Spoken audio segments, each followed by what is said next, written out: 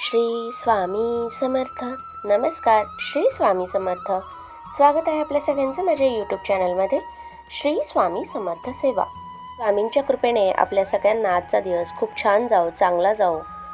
स्वामींच्या कृपेने आपल्या सगळ्या चांगल्या इच्छा पूर्ण होत ही स्वामींच्या चरणी प्रार्थना करून आजच्या व्हिडिओला सुरुवात करूयात. उद्या आहे 10 मे. उद्या अक्षय तृतीया आहे. अक्षय या शब्दाचा अर्थच आहे कधीही क्षय न होणारा. अक्षय तृतीयेच्या दिवशी आपण काय काय केलं पाहिजे याविषयीचे व्हिडिओ आपल्या चॅनलवर आहेत, ते तुम्ही पाहू शकता. त्यासोबत आजच्या या व्हिडिओमध्ये अक्षय तृतीयेच्या दिवशी आपण विशेष अशी आपल्या कुलदेवतेची काय सेवा केली पाहिजे याविषयी माहिती पाहणार आहोत. आपल्या सगळ्यांनाच आपली कुलदेवता कोणती आहे हे माहीत असतं. तर अक्षय तृतीयेच्या दिवशी केली जाणारी सेवा, दानधर्म या सगळ्या गोष्टी कधीही क्षय न होणाऱ्या असतात, म्हणजेच कधीही संपणाऱ्या नसतात. तर या दिवशी भरपूर सारं दानधर्म करावं. त्यासोबत जितकी काही आपल्याला सेवा करता येईल ती सेवा करावी. तर यामध्येच विशेष म्हणजे आपल्या कुलदेवतेची सेवा आपल्याला करायची आहे. तर कोणत्या सेवा करायच्या आहेत ते या व्हिडिओच्या माध्यमातून आपण पाहणार आहोत. आपली कुलदेवता जिचा कृपा आशीर्वाद आपल्यावर सदैव राहावा असं आपल्याला वाटतं, त्यामुळे आपण उद्याच्या दिवशी या सेवा नक्की करा.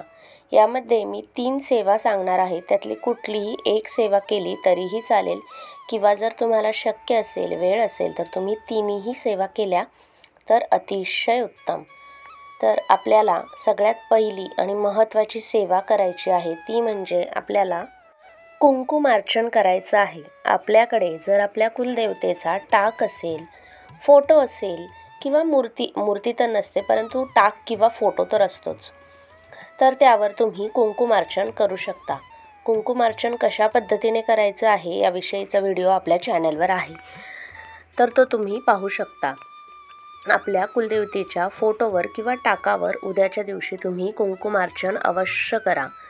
कुलदेवतेच्या मंत्राने किंवा श्रीसूक्त म्हणून 16 वेळेस शक्य झालं तर 16 वेळेस, जर नाही 16 वेळेस शक्य झालं तर कमीत कमी 1 वेळेस म्हणून तरी तुम्ही श्रीसूक्ताचं पठण करून कुंकुमार्चन करू शकता कुलदेवतेच्या टाकावर किंवा फोटोवर.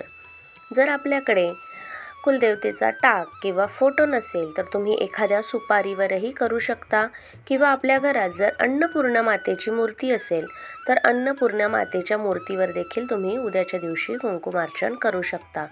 जर श्रीयंत्र असेल तर श्रीयंत्रावर देखील तुम्ही उद्याच्या दिवशी नक्की कुंकुमार्चन करावं. कुलदेवतेच्या टाकावरही नक्की तुम्ही उद्याच्या दिवशी कुंकुमार्चन करा. जर श्रीसूक्ताने तुम्हाला करणं शक्य नसेल तर जो मंत्र आहे आपला ओम ऐं ह्रीं क्लीं चामुंडाय विच्चे, या मंत्राने 108 वेळेस म्हणजे 1 माळ काउंट करून तुम्ही कुंकुमार्चन श्रीयंत्रावर, कुलदेवतेच्या टाकावर उद्याच्या दिवशी नक्की करा. ही कुंकुमार्चनची सेवा कधीही क्षय होणारी नाही आहे, म्हणजे कधीही संपणारी नाही आहे. त्यामुळे उद्याच्या दिवशी वेळात वेळ काढून ही सेवा नक्की करा. त्याचसोबत दुसरी सेवा म्हणजे आपल्याला काय करायचं आहे, तर उद्याच्या दिवशी आपल्याला आपल्या कुलदेवतेची ओटी भरायची आहे.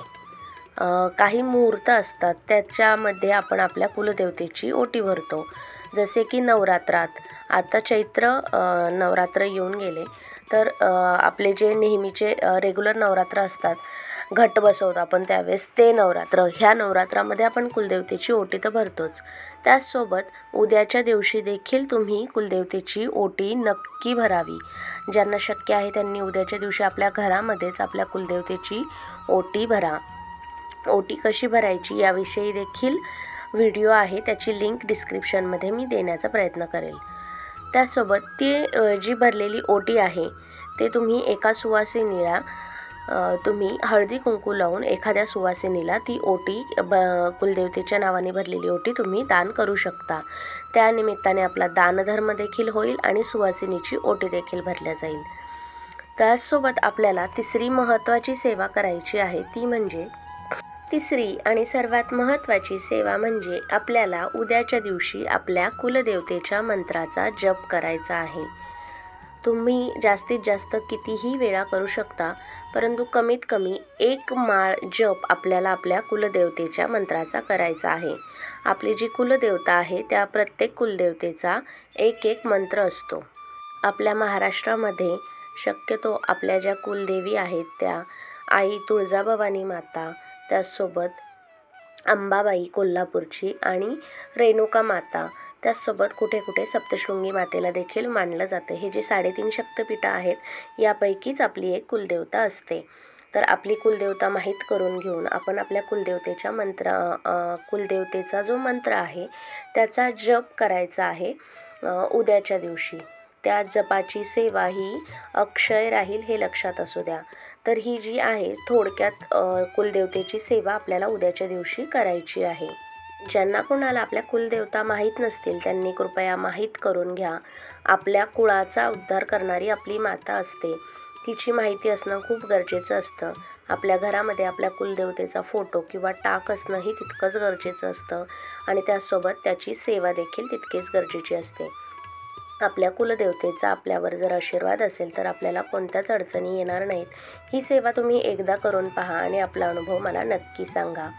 तर उद्याच्या अक्षय तृतीयेच्या आपल्या सगळ्यांना खूप खूप शुभेच्छा. उद्याच्या दिवशी या सेवा त्याचसोबत अजून ज्या काही सेवा सांगितल्या आहेत त्या नक्की करा. आजचा जर व्हिडिओ आवडला असेल तर व्हिडिओला लाईक करा, शेअर करा आणि आपल्या चॅनलला सबस्क्राईब नक्की करा. भेटूयात अशाच एका नवीन व्हिडिओसहित आणि माहितीसहित. तोपर्यंत श्री स्वामी समर्थ.